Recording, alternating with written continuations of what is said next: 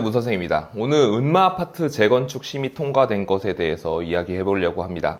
먼저 은마아파트는 강남구 대치동에 있는 아파트 단지로서 무려 4,400세대에 이르는 대단지인데요. 재건축을 추진한 지 무려 26년 만에 재건축 심의안이 통과되었다는 소식이 나왔습니다. 최근에 부동산 경기가 굉장히 악화되어 있는 시기이지만 그래도 워낙에 이 상징적인 단지이기도 하고 강남에 위치한 단지이기 때문에 사람들의 관심이 높은 게 사실인 것 같습니다. 오늘은 이 아파트가 어떤 단지인지 그리고 어떠한 재건축 히스토리를 가져왔는지에 대해서 같이 살펴보면서 앞으로 어떻게 시장이 전개될지를 좀 살펴보는 시간을 갖도록 하겠습니다. 영상 시청하시기 전에 좋아요와 구독하기 부탁드리겠습니다. 네, 먼저 은마아파트 재건축 심의 통과가 되었는데요. 이 은마아파트는 1979년도에 준공이 되었고 3종 일반 주거 지역입니다. 그러면은 뭐 1종은 주로 이제 빌라 이런 것들이고 2종 같은 경우는 일반적인 아파트 단지들이죠. 그리고 3종은 조금 더 용적률을 가져올 수 있는 아파트 단지들인데 이거보다 큰 용적률을 가져오려면 준주거 지역이 돼야 합니다. 어쨌든 지금 현재는 3종 일반 주거 지역이고 현재는 14층 28개 동이고 4,400세대가 살고 있는데 앞으로는 35층 최고층에 33개 동 그리고 5,800가구 정도로 재건축을 하겠다라는 거죠. 용적률은 204%,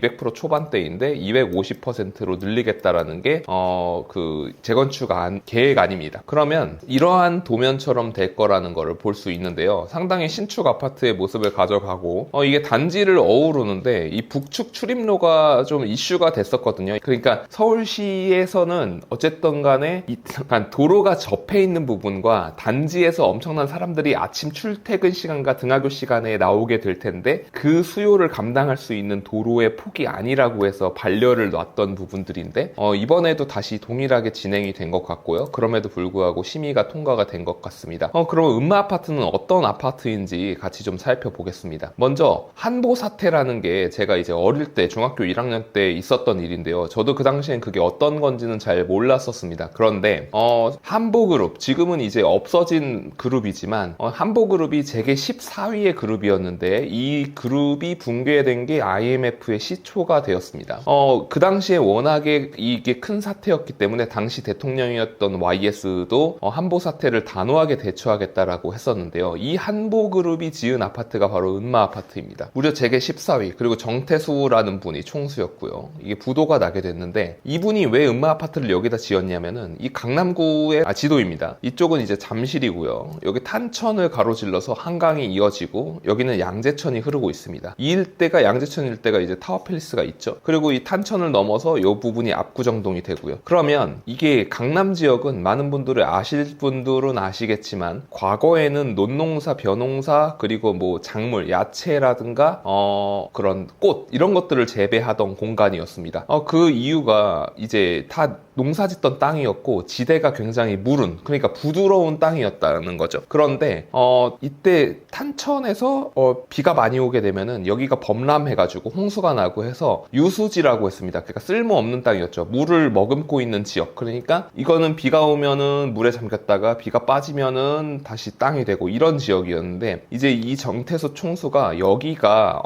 그러니까 치수 사업, 물을 다스리는 사업을 통해서 물 관리가 되면은 여기가 물에 더 이상 잠기지 않는다라는 걸 알았고 이 넓은 부지를 저렴한 가격에 사서 아파트를 분양한 게 대성공한 게 바로 은마아파트 단지입니다. 1979년에 입주할 당시에도 이렇게 이슈가 됐었는데요. 국내 최대의 위용과 쾌적한 환경을 자랑하는 은마타운 입주를 진심으로 환영합니다. 이렇게 볼 수 있죠. 웅장하고 쾌적한 환경의 은마타운 입주를 진심으로 환영합니다. 정말 웅장하다라는 말을 쓸 만큼 지금 현재에도 4,800세대에 이르는 아파트 단지는 거의 없는 걸 보면은 이게 정말 얼마나 웅장한지 알 수 있겠죠. 이런 모양으로 지어졌는데 이제 뭐 직선으로 지어지고 보통 이렇게 횡으로 지어져야 되는데 여기는 좀 다소 특이하게 가운데 있는 가운데 있는 동들이 이렇게 원형으로 도는 모습을 보여줍니다. 이게 이제 위에서 보면은 국화꽃 같다고 해서 터가 좋다고 했고 그런 것들 때문에 한보 그룹의 그 본사도 여기 음마아파트 상가에 오랫동안 있었다고 합니다. 터가 좋기 때문에 그 기운을 받아야 한다는 이유 때문에 말이죠. 음마아파트는 가격 시세로 한번 살펴보겠습니다. 06년도, 그러니까 이 아파트가 워낙에 오래된 거예요. 1979년에 지어졌는데 지금 2022년이잖아요. 그럼 무려 약 몇 년입니까? 21년, 43년의 시간이 지난 아파트 단지입니다. 그러면 1979년에서 43년 전이면은 1936년이라는 시간이거든요. 그럼 1936년과 1979년의 그 차이가 엄청 벌어지는데, 마찬가지로 1979년과 2022년도 엄청 먼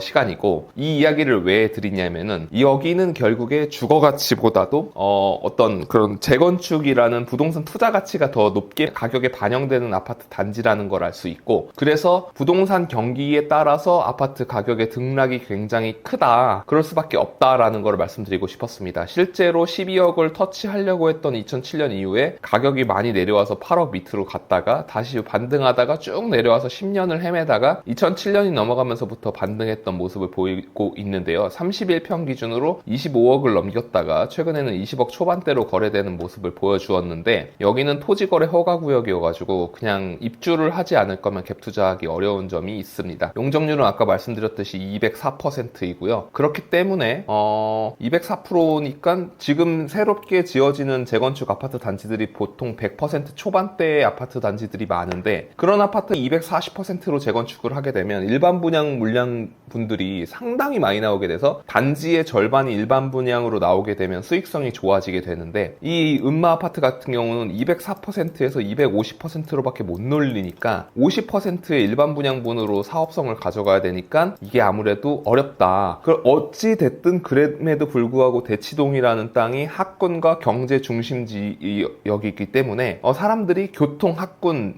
자연환경, 그리고 일자리, 모든 것들의 중심이기 때문에 그럼에도 불구하고 분담금을 더 내서라도 신축이 들어서면 여기가 대장단지가 될 거라는 그런 믿음을 갖고 버티는 지역이기도 하죠. 왜 이렇게 재건축이 지연됐나라고 말씀드리면, 결국에 방금 말씀드린 높은 용적률 때문에 사업성이 안 나오는 부분, 그리고 두 번째는 음마아파트라는 상징성입니다. 강남구에 강남과 잠실 일대에 유명한 아파트가 잠실 5단지하고 음마아파트가 있어요. 이 큰 단지들을 가지고 재건축을 하는 게 지자체나 어떤 정부에게는 조금 부담일 수 있다는 거죠. 이걸 인허가를 내어주는 게. 그리고 향후에 발생할 수 있는 이슈들로는 상가시설이 다수인 것들이 좀 이슈가 될 수는 있을 것 같다라는 생각이 듭니다. 그렇게 되면 지금 현재 재건축 심의가 통과됐는데 이게 26년 만에 통과가 된 건데요. 이제 곧 조합을 만들어 본다, 이런 얘기를 하는데 아직 조합 설립 인가 단계까지도 안 왔습니다. 지금 현재 부동산 규제에서는 조합 설립 인가가 되면은 거래가 안 되는 상황에 놓이는데요.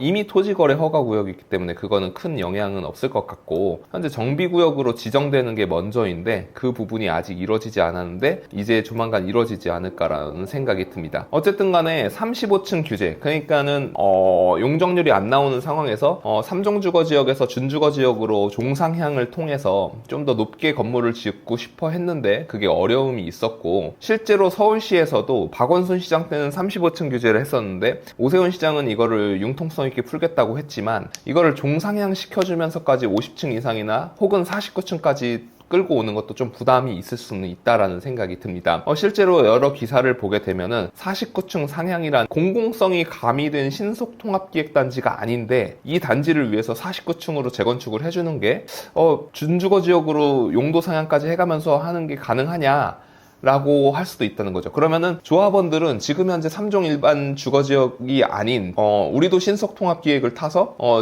종상향을 받아서 준주거지역으로 하고 좀 용적률을 많이 받아서 일반 분양분을 늘리고 재건축에 대한 부담금을 낮춰보자라는 그런 안들이 나오게 되면은 이게 지금 현재 이게 심의가 통과된 걸로는 또 그냥 갈 수는 없으니까 어려움이 있을 수 있다라는 생각이 들고요. 두 번째로 재건축 초과이익 환수제, 이 재초안 같은 경우는 많은 분들이 생각하시기에는 정권이 바뀌면은 금방 완화될 거나 폐지될 거라고 생각했는데, 사실 이게 국회를 통과해야 하는 사안이기도 하고 실제로 정부로서도 부담이 있기 때문에 미세 조정을 했습니다. 그래서 동부이촌동의 한강맨션이라는 그 대장 아파트 단지가 재건축을 앞두고 있는데 7억 7천만 원의 가구당 재건축 초과이익 환수금 부담금이 있는데, 이게 새 정부가 개선해준 규정으로도 고작 8,500만 원밖에 낮출 수 없는 없는 그런 한계가 있다라는 문제점이 있습니다. 이런 것들이 재건축 사업성을 낮추는 거고요. 그리고 분양가 상한제. 결국에 정부도 분양가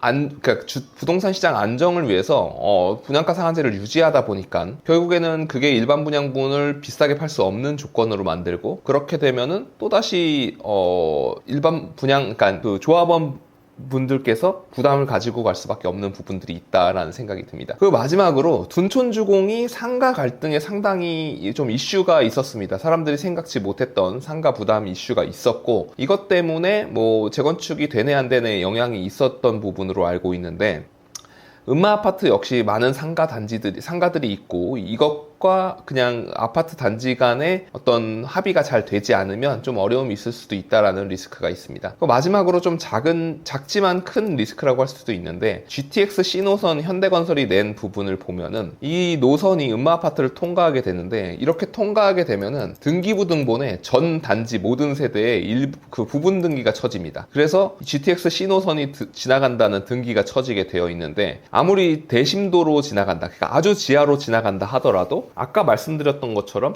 이 은마아파트라는 지역은 옛날에 땅값이 쌌던 이유가 물에 잠겼던 땅이었고, 그 말인즉슨 굉장히 땅이 물르다는 말인데, 과연 이런 철도가 지나가도 괜찮은가라는 그런 의구심이 들 수밖에 없는 사람들도 많이 있어서 은마아파트에게는 재건축에 있어서는 좋은 징조는 아니다라는 생각이 듭니다.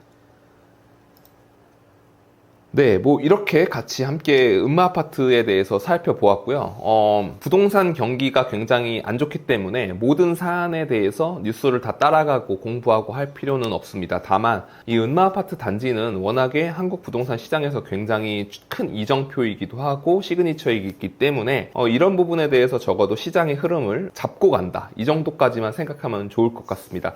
오늘도 긴 영상 시청해 주셔서 감사합니다. 오늘도 수고하셨습니다.